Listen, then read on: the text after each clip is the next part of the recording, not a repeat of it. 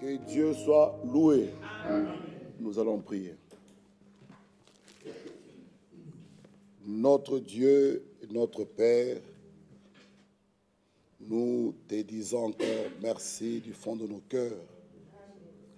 Tu nous as gardés, tu as conduit nos pas. Il est écrit, heureux celui que tu admets en ta présence.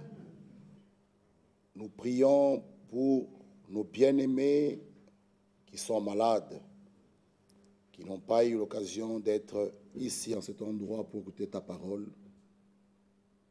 Il y a beaucoup de familles, notre frère Moutis, sa famille, ses enfants, dans nos maisons, partout, Seigneur, où ton peuple, tes enfants ont été touchés par la maladie, ce démon de la grippe.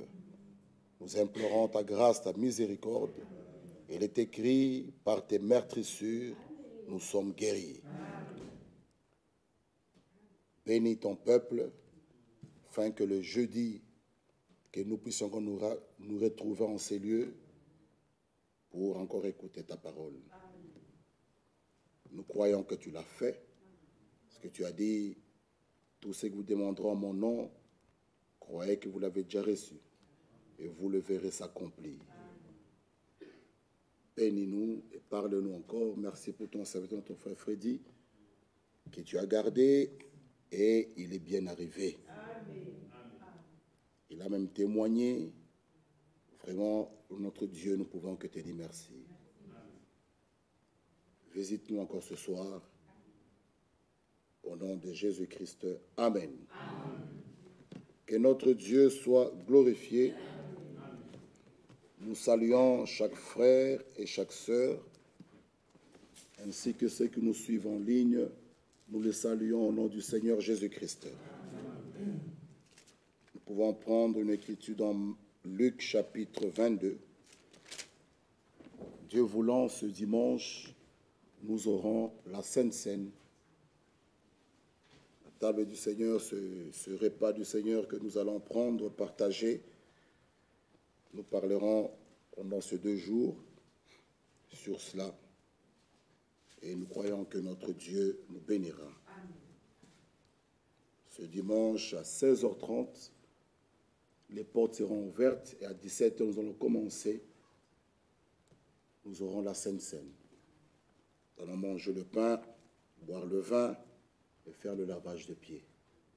Lisons Luc 22. Je vais lire le verset 14, 15. Vous allez vous asseoir et nous allons continuer la lecture. L'heure étant venue, il s'est mis à table et les apôtres avec lui. Il leur dit, « J'ai désiré vivement manger cette Pâque avec vous avant de souffrir. » Nous pourrons nous asseoir. Que Dieu nous bénisse. Continuons la lecture. Car, je vous le dis, je ne la mangerai plus, jusqu'à ce qu'elle soit accomplie dans le royaume de Dieu. Et ayant pris une coupe et rendu grâce, il dit, prenez cette coupe et distribuez-la entre vous. Car, je vous le dis, je ne boirai plus désormais du fruit de la vigne jusqu'à ce que le royaume de Dieu soit venu. Ensuite, il prit du pain et après avoir rendu grâce, il le rompit et il leur donna en disant, « Ceci est mon corps qui est donné pour vous. Faites ceci en mémoire de moi. » Il prit de même la coupe après le souper et la leur donna en disant, « Cette coupe est la nouvelle alliance en mon sang qui est répandue pour vous. Amen. » Que Dieu puisse ajouter ses bénédictions à la lecture de sa parole. Bien-aimés frères et sœurs, il y a 3 ordonnances du Seigneur que chaque enfant de Dieu doit suivre. Il y a le baptême dans l'eau par immersion au nom du Seigneur Jésus-Christ. Et la seule condition pour être baptisé, il faut avoir la foi biblique. Croire au Seigneur Jésus-Christ de tout votre cœur et vous êtes réellement sauvés. Le salut, comme nous l'avons entendu, se trouve dans un seul homme, c'est notre Seigneur Jésus-Christ. Ce n'est pas le message qui sauve, non. Le salut, c'est dans un seul homme, notre Seigneur Jésus-Christ. Le baptême biblique doit être fait par immersion au nom du Seigneur Jésus-Christ. 3 ordonnances que chaque véritable enfant de Dieu doit suivre. Le baptême,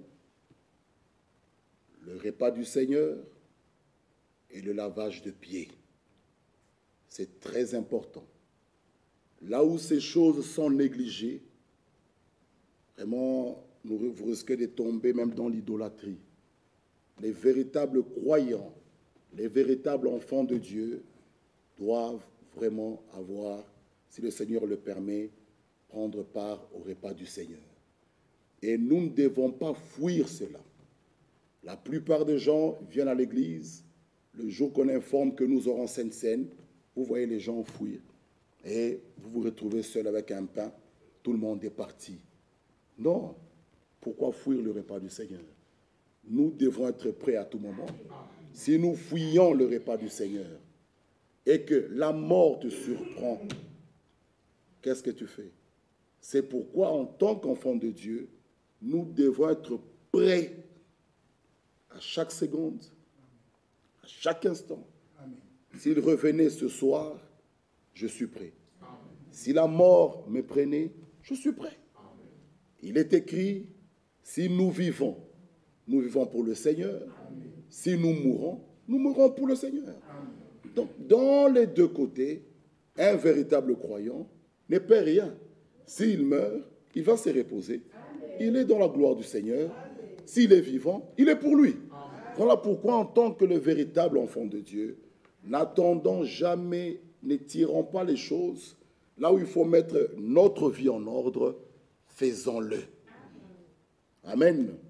Et le repas du Seigneur est très, très important dans la vie d'un enfant de Dieu. Et lorsque nous le prenons correctement, les bénédictions tomberont sur nous. L'apôtre Paul nous montre que là où les gens prenaient ce repas avec négligence, avec des péchés inconfessés, des vies qui ne sont pas correctes avec la parole de Dieu, c'est la malédiction qui peut tomber sur vous. Beaucoup même sont morts, que le Seigneur peut même reprendre, et beaucoup même sont frappés par des maladies. Mais là où vous prenez ce repas correctement, vous trouvez même que celui qui est malade obtient même la guérison. Amen. Alléluia. Amen. Et avant de parler du repas du Seigneur, nous allons d'abord parler sur la Pâque juive. Parce que si vous regardez, vous lisez dans le livre de Luc, vous verrez que le repas du Seigneur est institué pendant qu'ils prenaient leur Pâque.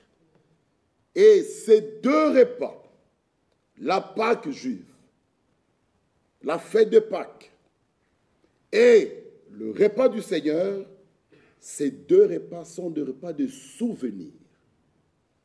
Nous allons le voir dans l'Ancien Testament. Se souvenir de quoi? Et nous verrons aussi dans le Nouveau Testament. Alors nous verrons, lorsque nous allons nous approcher le dimanche, nous aurons même la crainte en nous. Parce que nous devons se souvenir de quelque chose. Alléluia. Amen. Lisons d'abord dans le livre de Exode. Exode chapitre 13. Exode chapitre 13.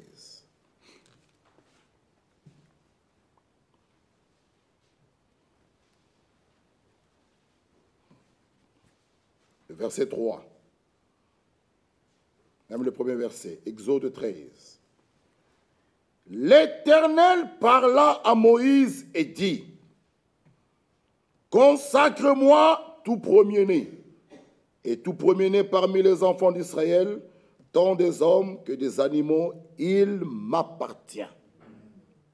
Tout premier-né lui appartenait. Le verset 3, Moïse dit au peuple, souvenez-vous de ce jour où vous êtes sortis d'Égypte, de la maison de servitude, car c'est par sa main puissante que l'Éternel vous en fait sortir. On ne mangera point de pain levé. Alléluia. Vous pouvez le lire encore, lisant un peu dans Exode 12, juste à côté. Exode 12. Pour gagner le temps, on peut aller au verset 12. Cette nuit-là, je passerai dans le pays d'Égypte. Je frapperai tous les premiers-nés du pays d'Égypte, depuis les hommes jusqu'aux animaux. Et j'exercerai des jugements contre tous les dieux de l'Égypte. Je suis l'Éternel. Le sang vous servira de signe sur les maisons où vous serez. Je verrai le sang et je passerai par-dessus vous. Il n'y aura point de plaie qui vous détruise quand je frapperai le pays d'Égypte. 14. Vous conserverez le souvenir de ce jour. Mais, bien-aimés, si vous remontez en haut, il devait immoler l'agneau et cela devait être mangé. Nous pouvons le lire au verset 1er. L'Éternel dit à Moïse et à Aaron dans le pays d'Égypte, ce mois-ci sera pour vous le premier mois des mois. Il sera pour vous le premier mois des mois de l'année. Parlez à toute l'assemblée d'Israël et dites, le 10e mois de ce jour, de ce mois, on prendra un agneau pour chaque famille, un agneau pour chaque maison. Si la maison est trop peu nombreuse pour un agneau, on le prendra avec son plus proche voisin, selon le nombre de personnes. Vous voyez, la Pâque a été mangée avant qu'ils sortent de l'Égypte. Le repas du Seigneur, le Seigneur a institué cela avant qu'il soit crucifié. Amen. Alléluia. Amen. La Pâque, ils ont immolé un agneau. Et ils devaient manger cela. Si vous n'êtes pas nombreux, il dit, vous prenez avec vous le plus proche voisin. Vous allez manger, terminer ça. Et le sang, vous l'appliquez sur le linteau, sur le poteau. Pas par terre, parce qu'on ne peut pas fouler ce sang, piétiner ça. Il fallait mettre sur le linteau et sur les poteaux. Et cela devait être un souvenir. Et vous pouvez continuer, lisons cela. Lisons cela. Pour gagner le temps, nous pouvons lire, j'ai écrit là, le verset 26 dans Exode 12. Exode 12, 26. Il dit, lorsque vos enfants vous diront, que signifie pour vous cet usage? Vous répondrez, c'est le sacrifice de Pâques en l'honneur de l'Éternel qui a passé par-dessus les maisons des enfants d'Israël en Égypte lorsqu'il frappa l'Égypte et qu'il sauva nos maisons pour le peuple s'inclina et adora. Amen. Amen. Donc, ça devait être fait. À chaque fois que vous le faites, vous vous souviendrez de là où vous étiez Pharaon qui les faisait souffrir. On souffrait, on était sous la servitude, on gémissait, on criait, sans mémoire d'eux, se souvenir d'eux. Et ils devaient le faire. Et lorsqu'ils ont appliqué le sang sur les linteaux et les poteaux, quand je passerai, je verrai le sang, j'irai loin de cette maison. Que vous soyez un mauvais, un bandit, un voleur, si vous vous trouvez dans la maison où le sang est appliqué, la mort va loin de vous. Amen. Alléluia. Amen. Mais si vous êtes bon, mais tu es en dehors de là où le sang est appliqué, avec ta bonté, tu mourras. Amen. Oh, mes bien-aimés frères, c'est pourquoi Ésaïe 64 est clair. Toute la justice d'un homme devant Dieu est comme un vêtement souillé. La question n'était pas ta bonté, n'était pas tes œuvres à toi. La chose essentielle, c'est d'être dans la maison, là où le sang est appliqué. Et lui, quand il passe, il ne regardait pas ceux qui étaient là, il regardait le sang. Oh, frère, ça nous donne la joie. Si nous sommes ici ce soir, ce n'est pas par nos mérites. Ce n'est pas par nos efforts à nous. Oh, nous pouvons venir, on peut t'inviter, tu viens à l'église, mais c'est bien. Mais si lui ne t'a pas attiré, il n'a pas mis quelque chose en toi, mon frère et ma soeur, que Dieu puisse nous aider. Si nous avons cela en nous, nos regards vis-à-vis d'une soeur ou d'un frère va changer. Il fallait se trouver dans la maison, là où le sang est appliqué. Et lui, quand il passe, lisons le verset 13, le sang vous servira de signe. Le signe, lorsqu'il est appliqué, ce n'est pas caché. Cela est visible. Parce qu'il dit, je verrai le sang. Donc, je verrai le signe. Je passerai. La mort ne frappera pas. Mais, toi, la question, qu'on te trouve seulement dans la maison, là où le sang est appliqué, viens entrer. Automatiquement, tu es épargné. Et deux choses sortent d'ici, de ce chapitre. Le sang rend valable l'alliance. Le sang. C'est pourquoi nous avons lu avec notre frère Cabans ici dimanche, dans Exode 24, il y avait le peuple de l'alliance, il y a le sang de l'alliance, il y a les paroles de l'alliance. Ces trois choses, on ne peut pas les séparer. Nous sommes peuple de l'alliance, mais il nous faut aussi les paroles de l'alliance. Nous sommes peuple de l'alliance, nous avons les paroles de l'alliance, il nous faut aussi le sang de l'alliance. C'est pourquoi Moïse, dans Exode 24, lisait ces paroles de l'alliance. Il a pris le sang de bouc, il a aspergé sur le livre et sur le peuple. C'était une alliance conclue. Donc c'était comme un contrat qui était signé. Pas de sang, l'alliance n'est pas rendue valable. Le sang rend valable l'alliance. Et nous, dans ce dernier temps, on le lira plus tard, nous avons participé à l'aspersion du sang de Jésus. C'est pourquoi on a lu, il dit, ceci le sont de la nouvelle alliance. on n'est plus sous le son de boucs et de taureaux. Non. Bien-aimé, c'était que de l'ombre.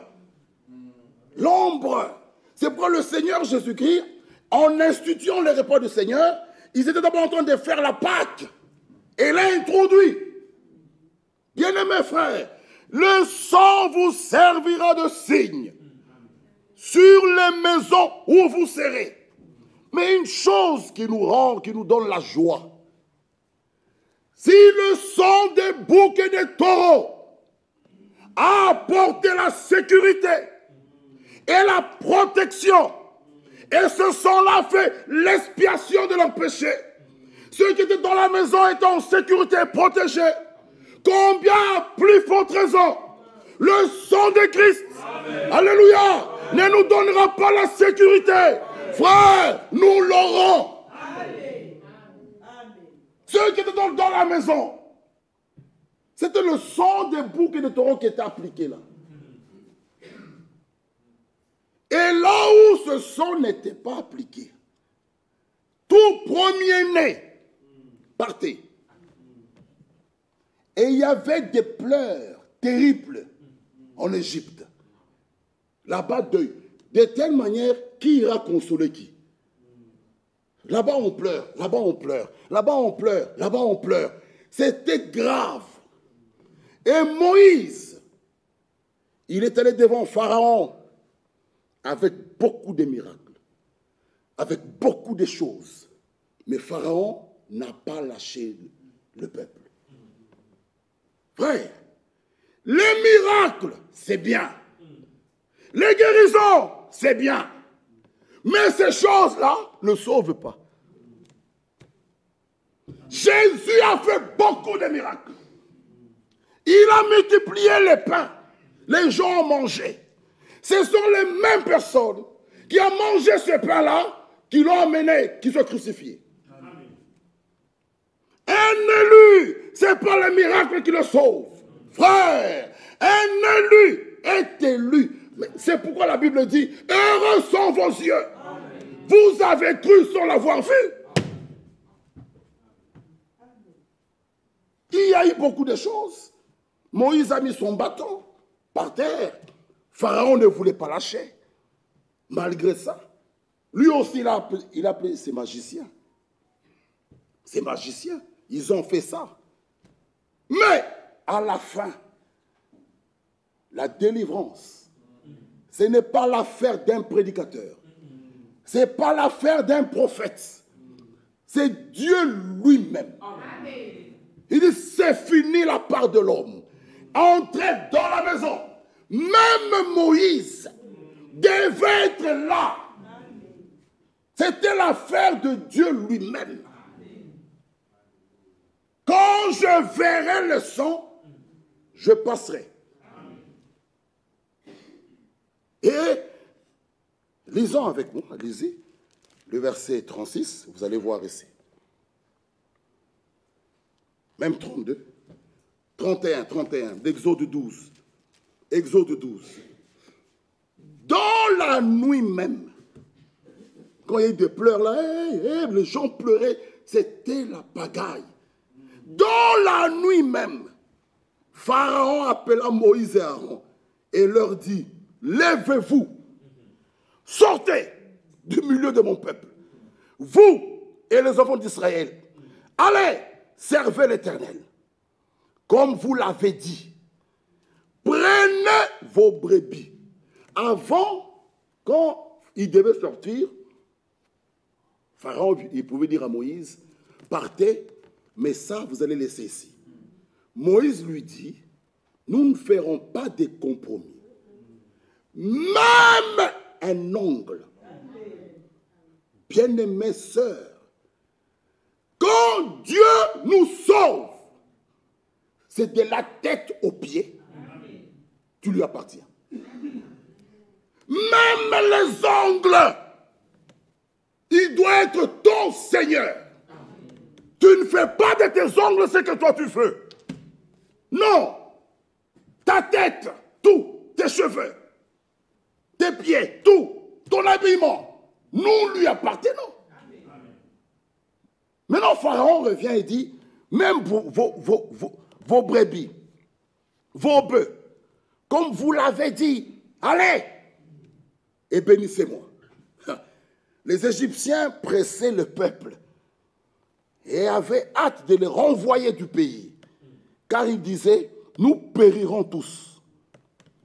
Le peuple emporta sa pâte avant qu'elle soit levée. Ils enlevèrent les pétrins dans leurs vêtements et les mirent sur leurs épaules. 35. Les enfants d'Israël firent ce que Moïse avait dit, mais en sortant, ils demandèrent aux Égyptiens même des vases d'argent, des vases d'or et des vêtements. Là, ils pouvaient dire, hey, vous voulez quoi encore? Prenez. Vous voulez quoi? Prenez. Le problème, partez. Les vases d'argent, prenez. Or, prenez. Partez d'ici. Ils sont partis. Frère, que Dieu nous aide. Et à chaque fois qu'ils pouvaient faire la Pâque, c'était se souvenir. Les enfants peuvent être là, il dit, cette Pâque, cette fête ici, ce sont les souvenirs. Les souffrances, c'est dans Exode 3. Lisons. Exode 3, le verset 7. L'Éternel dit, Exode 3, verset 7, l'Éternel dit, j'ai vu la souffrance de mon peuple qui est en Égypte. Ils ont beaucoup souffert. Fouettés, il fallait faire des briques, il fallait être torturé, c'était dur. J'ai vu la souffrance de mon peuple. J'ai entendu les cris qui lui font pousser ses oppresseurs. Car je connais ses douleurs.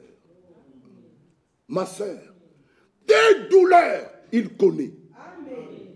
Chaque fois que tu cries, il l'entend. Attendez le secours de l'Éternel en silence. Amen. Certainement, il agira. Amen. Certainement. Certainement. Pharaon pouvait refuser de lâcher le peuple.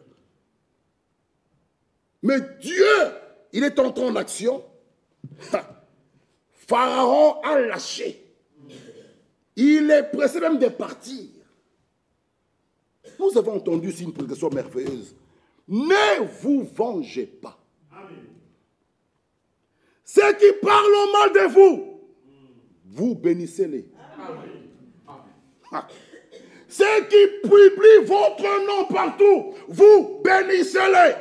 Laissez l'affaire à Dieu. Amen. Ça, c'est la nature d'un enfant de Dieu. Amen. Jésus lui-même, notre modèle, devant Pilate, la Bible dit, dans toutes les accusations là, il ferma sa bouche. Amen. Mais si c'est nous, oh non, vous voyez, ne vous justifiez pas. Même si on parle mal de vous, laissez. Mais toi, tu t'étais, on a parlé mal de toi là-bas, ton nom a été vilipendé. Laissez, laissez, laissez, laissez. Dieu lui-même est vivant. Amen. Il te rendra justice. On ne se moque pas de Dieu. Non. Il dit, je connais ces douleurs. J'ai vu la souffrance de mon peuple qui est où? En Égypte. J'ai entendu les cris que lui font pousser ses oppresseurs. Je suis descendu pour le délivrer de la main des Égyptiens et pour le faire monter dans ce pays, dans un bon et vaste pays, dans un pays où coule le lait et le miel, dans les lieux qu'habitent les Cananéens. Voici, les cris d'Israël sont venus jusqu'à moi. J'ai vu l'oppression que leur font souffrir les Égyptiens. Maintenant, va Là, il dit, je suis descendu moi-même. Mais pour l'accomplissement de l'écriture, il dit à Moïse, maintenant, va. Va. Je t'enverrai auprès de Pharaon. Tu feras sortir d'Égypte mon peuple, les enfants d'Israël. Moïse dit à Dieu, qui suis-je pour aller vers Pharaon, pour faire sortir d'Égypte les enfants d'Israël? Dieu dit, je serai avec toi. Ceci sera pour toi le signe que c'est moi qui t'envoie. Quand tu auras fait sortir d'Égypte le peuple, vous servirez Dieu sur cette montagne. Moïse dit à Dieu, j'irai donc vers les enfants d'Israël. Je leur dirai, le Dieu de vos pères m'envoie vers vous. Mais s'ils me demandent, quel est son nom? Quel leur répondrai-je? Dieu dit à Moïse, je suis celui qui suis. Il ajouta, c'est ainsi que tu répondras aux enfants d'Israël. Celui qui s'appelle je suis m'a envoyé vers vous.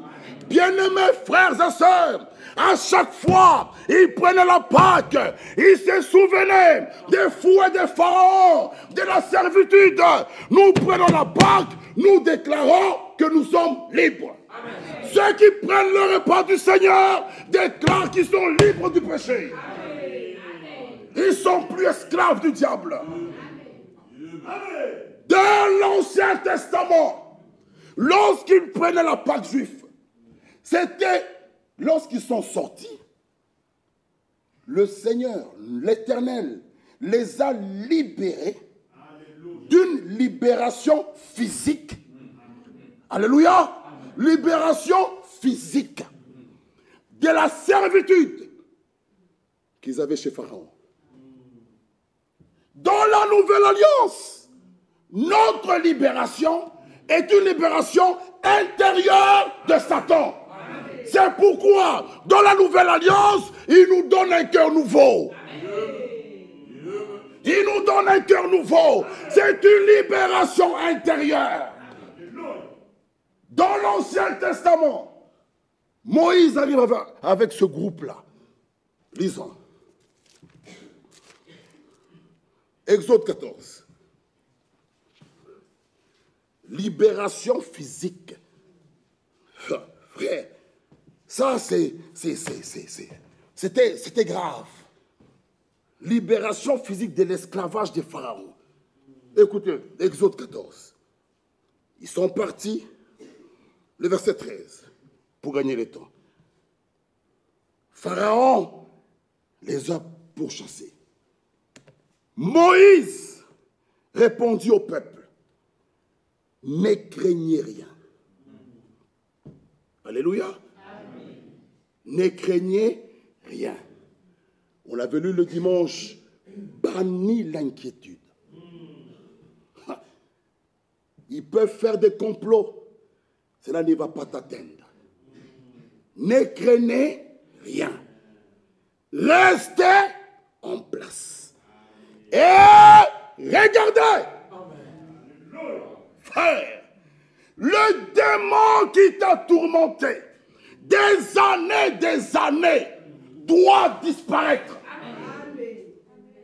Regardez ce que Dieu va faire. Regardez, relisons. Regardez la délivrance que l'Éternel vous accordera. Quand en ce jour, car les Égyptiens que vous voyez aujourd'hui, vous ne les verrez plus jamais. Oh. Dans l'Ancien Testament, comme nous l'avons dit, il s'agissait d'une libération physique de l'esclavage de Pharaon. On dit bien physique. Pharaon avait la main sur eux. Ils n'étaient pas libres d'aller adorer leur Dieu. Ils étaient sous la main des pharaons. Tous ces hommes-là. Il faisait d'eux ce que lui il voulait. Là, c'était une libération physique de l'esclavage de Pharaon. Et Moïse dit, regardez. Regardez. Chaque jour, Seigneur, pardonne-moi. Le même péché, tu tombes. Seigneur, pardonne-moi. Le même péché. Seigneur, l'ivrognerie, pardonne-moi. Non. Ce péché-là, tu dois voir cela disparaître. C'est une délivrance totale. Totale. C'est pourquoi la Bible dit, c'est vrai, nous trébuchons de plusieurs manières. Mais la vie du péché n'est pas notre vie. Non. Non, non, non, non, non, non, non, non. Ce n'est pas notre vie. Non. Mais nous trébuchons, nous pouvons trébucher. Nous nous levons, on continue. Ce n'est pas notre vie de rester dans la boue du péché. Non. C'est pourquoi un Jean dit, celui qui est né de Dieu ne pratique pas le péché. Non. Moïse dit, regardez, vous ne les verrez plus jamais. L'Éternel combattra pour vous. Vous, gardez le silence. Ceci est pour nous. Ma soeur, mon frère, là où on vous fait la guerre, là où on vous critique, là où on vous fait du mal, vous gardez le silence. David dit, je lève mes yeux vers les montagnes. D'où me viendra le secours? Le secours me vient de l'Éternel. Pas de l'Église, pas des hommes, des héros. C'est pourquoi, mon frère et ma soeur, on peut être injuste avec vous. Ne vous défendez pas. Tournez vos regards vers lui. Alléluia. Le secours nous vient d'en haut. Pas de l'Église. Ne cherchez pas le secours ici. Les hommes, non, laissez ça. Vous, même seul, mais faites confiance à ce Dieu-là.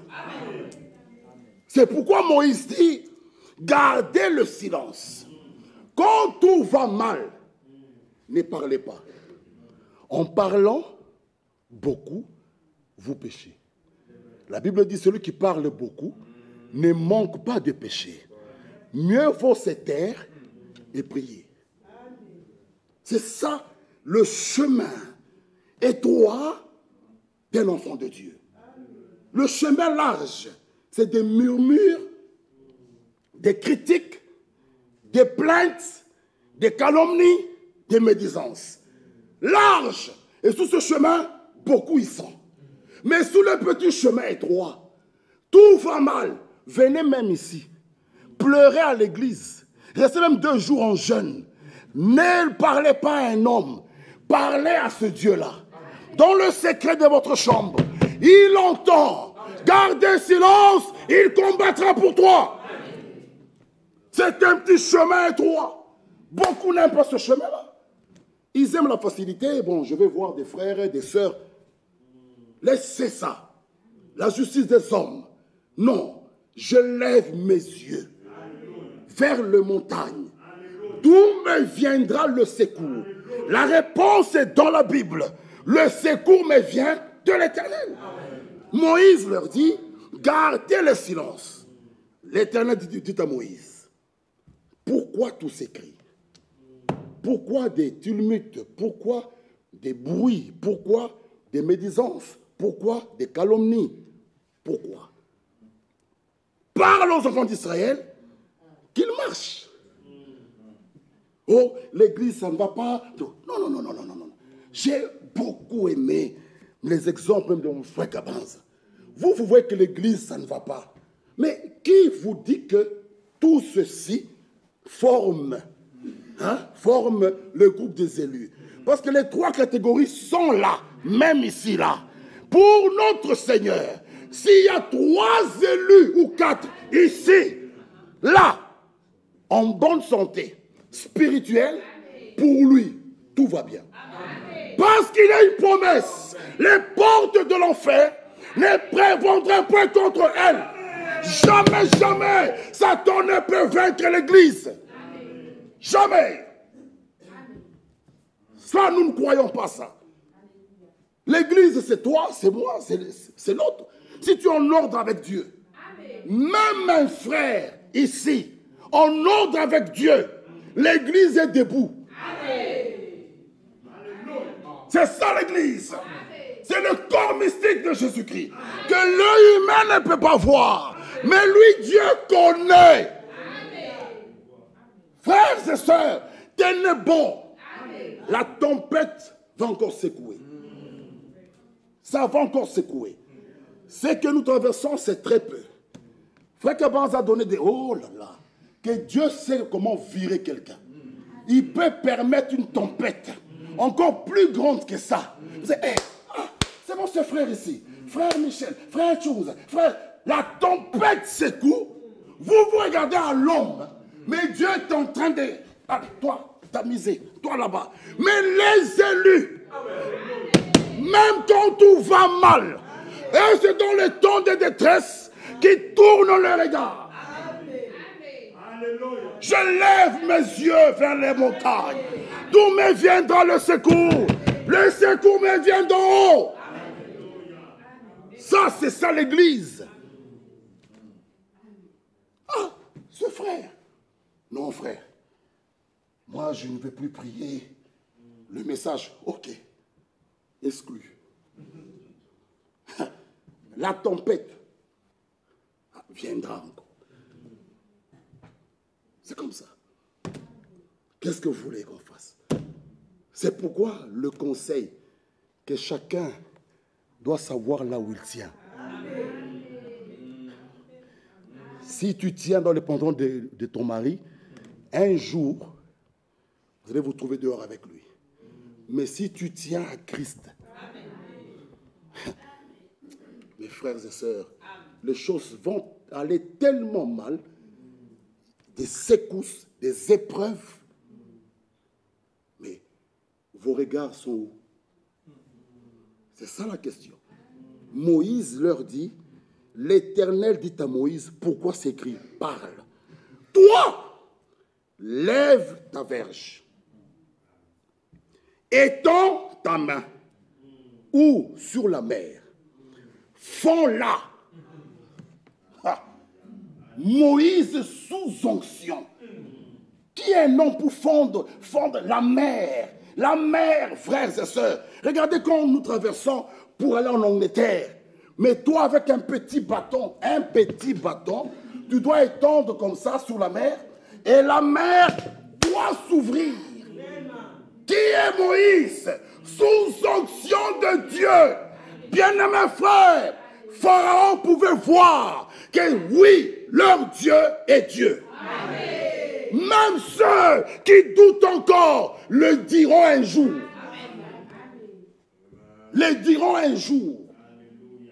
Font la mer. Et les enfants d'Israël entreront au milieu de la mer à sec. Ok. Maintenant, il continue. Lisons les versets 30. En ces jours, l'Éternel délivra Israël de la main des Égyptiens. Une libération physique de l'esclavage des pharaons. L'Éternel les a délivrés de la main des Égyptiens. Israël vit sur le rivage de la mer les Égyptiens qui étaient morts. Ils ont vu, ce n'était pas un songe. On ne les a pas expliqués. Ils ont vu. Ils pouvaient les rapporter à leurs enfants. Que quand nous prenons cette Pâque, nous nous souvenons de ce qu'il a fait pour nous. J'ai vu de mes yeux des chars, des chevaux sur la mer. Israël vit la main puissante que l'Éternel avait dirigée contre les Égyptiens. Et le peuple craignit l'Éternel. Et il crut en l'Éternel et en Moïse, son serviteur. Alors Moïse et les enfants d'Israël chantèrent ce cantique à l'Éternel. Ils dirent, je chanterai à l'Éternel, car il a fait éclater sa gloire. Il a précipité dans la mer le cheval et son cavalier. L'Éternel est ma force et le sujet de mes louanges. C'est lui qui m'a sauvé. Il est mon Dieu, je le célébrerai. Il est le Dieu de mon Père, je l'exalterai. L'Éternel est un vaillant guerrier. L'Éternel est son nom. Ils ont chanté ce cantique quand?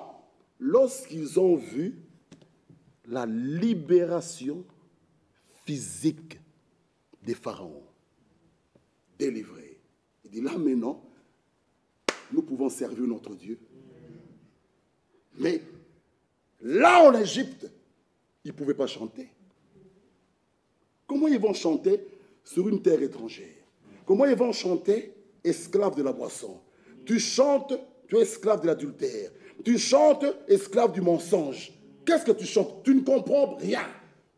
Celui qui chante, qui célèbre la gloire, qui loue, qui exalte, qui l'adore, c'est une personne délivrée. Amen. Il sait qu'autrefois j'étais. Maintenant,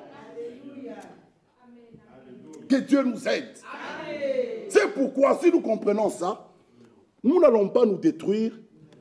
En 78, il a fait. Oui, j'ai fait. Oui. Mais aujourd'hui, pourquoi je chante? Parce que je suis une nouvelle créature en Jésus-Christ. C'est pourquoi nous, pour la Sainte Seine, vous vous souviendrez, vous annoncerez la mort. On se souvient, lorsque nous étions. Mais pour nous aussi, frères, nous verrons ça jeudi. Pourquoi Jésus-Christ est venu mourir? Pourquoi? Lui, il est né pour un but, pour mourir. C'est pourquoi nous verrons jeudi, même quand on est allé lui donner des cadeaux là, l'or, il y avait une signification. Donc nous tous, quand nous naissons, personne ne veut mourir ici. Mais lui, il est né. Sa fin, le but pour lequel il est venu, c'est de mourir. Mais nous, non. Personne ne veut. Même à 90 ans, tout le monde, mes frères, vous pleurez quoi? Il s'est resté de ses jours. Quoi ça? Non, il pouvait encore vivre. Mais il a 95 ans, 97 ans. Qu'est-ce que tu veux? Personne ne veut mourir, même à 97 ans. On veut demander au médecin, mais gardez-les, il n'y a même pas moyen de le soigner. Mais il a 97 ans. Il est là en lambeau. Mais lui est venu pour une mission. Alors lorsque nous allons prendre le pain dimanche, tu regardes, tu dis non, c'est mon péché qui l'a amené là. Que Dieu nous bénisse. Lèvons-nous.